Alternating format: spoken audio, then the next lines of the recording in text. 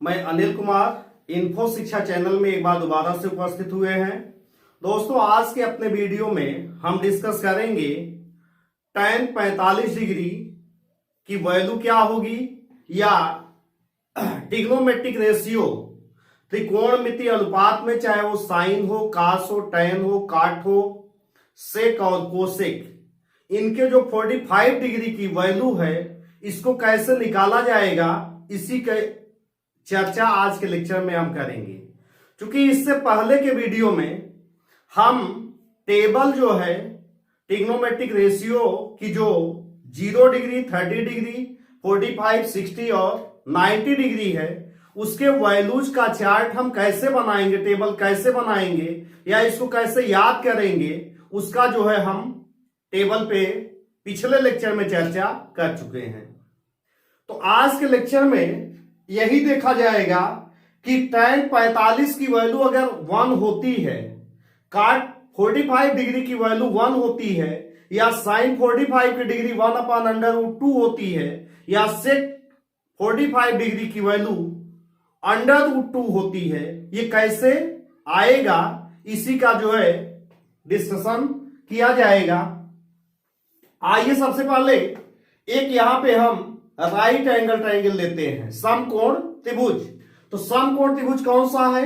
ABC, और इसमें B कोण कितना है? 90 अंश है, 90 डिग्री।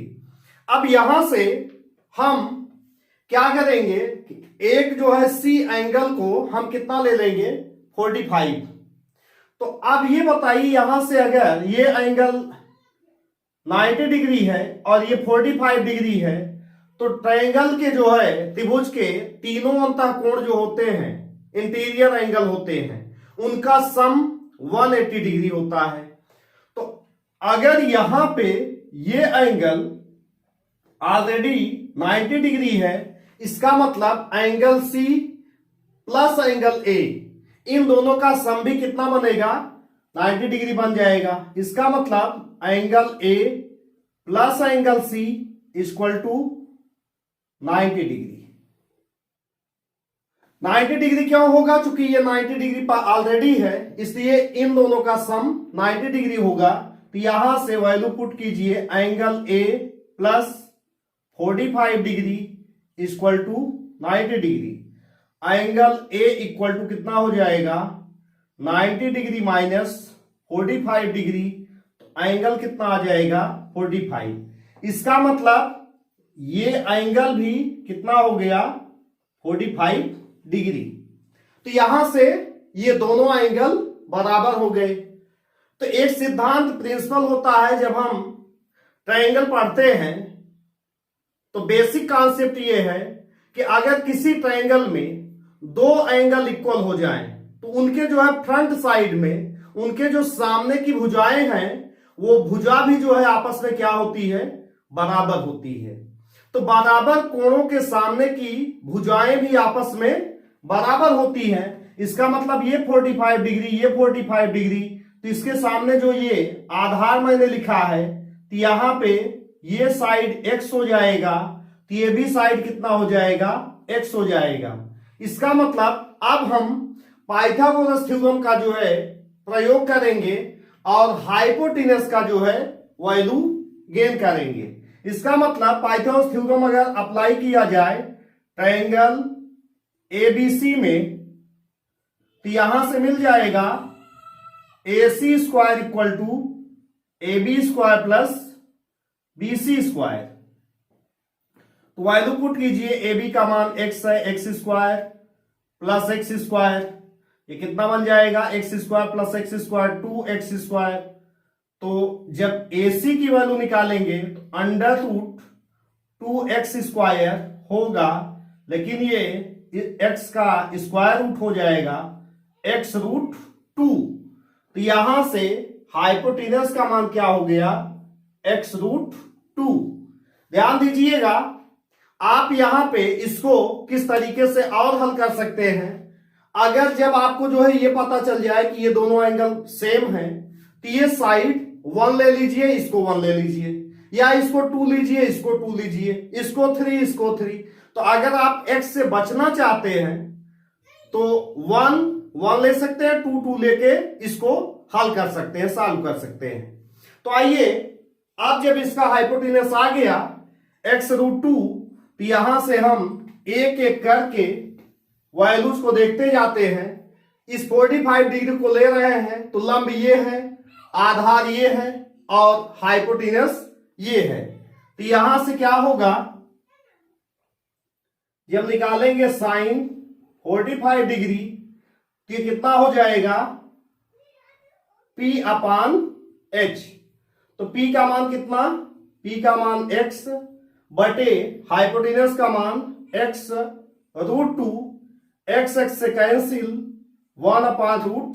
तो यहां से मान आ गया साइन 45 डिग्री बराबर 1/√2।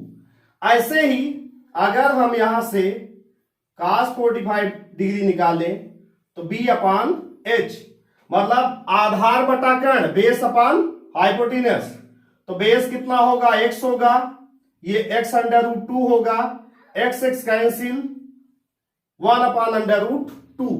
इसका मतलब यहां से cos 45 डिग्री का वैल्यू भी क्या हो जाएगा, 1/√2। ऐसे ही अब यहां पे कौन सी वैल्यू हम फाइंड कर ले, tan 45 डिग्री बराबर P/B। इसका मतलब perpendicular upon base, perpendicular x, base भी x, x/x बराबर क्या हो जाएगा, 1 आ जाएगा। tan 45 डिग्री का वैल्यू क्या आ गया, 1 आ गया। ऐसे ही आप कोसेक 45 डिग्री बराबर H/P। तो H की वैल्यू कितना आएगी, x√2/x, x कैंसिल कितना आ गया, √2। तो यहां से कोसेक 45 डिग्री बराबर इक्वल टू √2। ऐसे ही सेक 45 डिग्री बराबर क्या हो जाएगा, H/B। तो H दोबारा से x√2/x, x कैंसिल क्या आ जाएगा, सेक 45 डिग्री बराबर √2।